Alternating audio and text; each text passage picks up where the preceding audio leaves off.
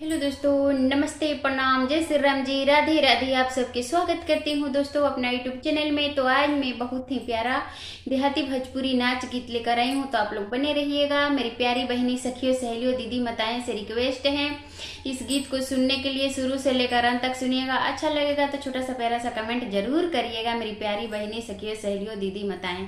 तो चलिए मैं सुनाने जा रही हूँ, आप लोग बने रहिएगा, ठीक है। हमारो सूरतिया में ओठ ललिया शोभे नाना दो। हमारो सूरतिया में ओठ ललिया शोभे नाना दो। से देखे वाला पियावा विदेशिया ननदो। से देखे वाला पियावा दुबैया गईले ननदो। से रेशमनियर केसिया में गजलवा शोभे ननदो। से रेशमनियर केसिया में गजलवा शोभे ननदो। से देखे वाला पियावा विदेशवा गईले ननदो।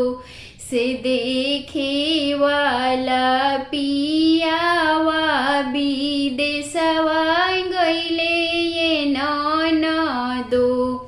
से दिन दुपहरिया मनवा लागत नइखे ननदो।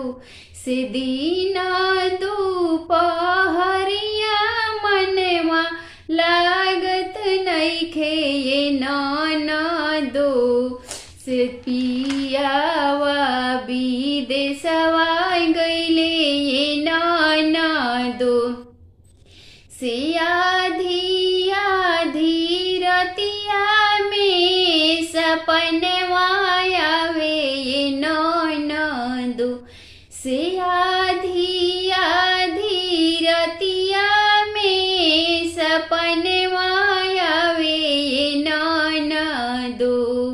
से जौनपुर बजरिया शंकर गलिया है ननदो। से जौनपुर बजरिया शंकर गलिया है ननदो। से चढ़ते उतरते कमर टूटे लाए ननदो। से चढ़त उतरते कमर टूटे लाए